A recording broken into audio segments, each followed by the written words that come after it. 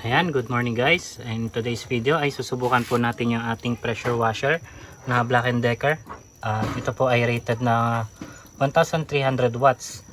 Bali, yung sa horsepower niya, di ko alam kung ilan kasi hindi nakalagay dito. Pero sabi niya ay ito daw ay halos nasa 1.7 HP.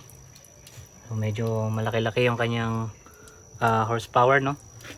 Ganito yung kanyang itsura sa harap. Ayan, 1,600 PSI. Sa likod, ito yung kanyang specs. Bali, saksak natin ito dun sa, sa outlet ng galing sa Dimuda 4.2 kilowatt na 24 volts solar inverter. Tara, subukan na natin kung kaya ba. Bali guys, ito na, nakakabit na tong yung faucet namin, nakakabit na dito. Tapos nakasaksak na rin yan dun sa ayan yung sasakanan dun yan sa solar inverter. So tara, okay, play. And guys, pwede lang steady kaya akong check sa sulod ha. Check natin sa loob guys. Guys, bali ayan, yan guys, bali 1.5 kilowatt yung load nya. Rinig nyo naman yung yung ingay ng Black & Decker, ng pressure washer.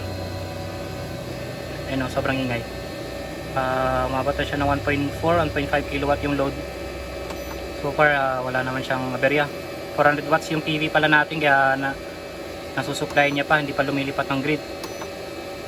26 volts yung ating battery. Ayun yung output, 60 Hz. Ayun, tuloy-tuloy talaga yung pressure washer, wala namang problema guys. At 40%, 45% load. Kumbaga yung KVA 1.6, mas mataas talaga tong reading ng KVA.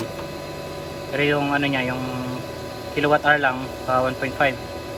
Bali may load na to na guys, sa bahay, pati yung pressure washer pinagsama na yan. So nasa 1.5 yung load niya.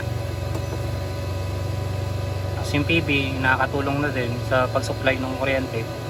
Kasi kanina 200 watts lang to eh. Yun, kaya naman guys. Hindi ko lang alam kung may pinagkaiba sila kung sa hugot ng ng power, kung yung water pump na sinasabi dun sa yung nagre-request ng water pump kumbaga versus dun sa pressure washer, kasi yung pressure washer malakas din kung sa tunog lang pagbabasan guys, malakas din yung yung ikot ng makina, mapuwersa din. Tapos nakalagay lang kasi dun sa likod 1,300 watts. Tapos sabi ni AI, 1.7 horsepower daw yun. Walang tigil kanina pa yan guys. Labasan tayo check natin. Bali guys, eto, peak power niya nung starting pa lang. Check natin dito, ayun, 2.7 watts. Bali guys, dahil meron tayong load talaga kanina dito sa bahay na 400 watts, so i-minus natin sa 2.7, so halos 2.3 watts yung kanyang surge.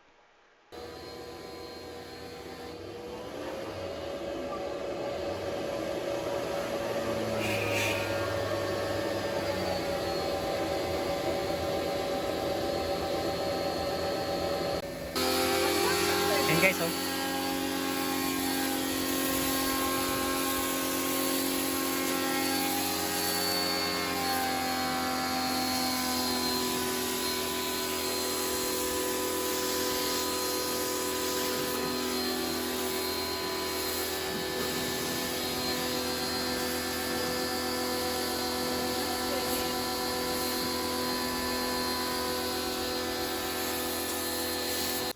At ayun nga po guys, successful po yung ating testing at kinaya naman po ng Dimuda 4.2 kilowatt 24 volts solar inverter yung atin pong 1,300 watts na pressure washer o kaya ay 1.7 horsepower pressure washer. At maraming salamat po sa panonood at naway may nakuha po kayong reviews sa atin pong solar inverter.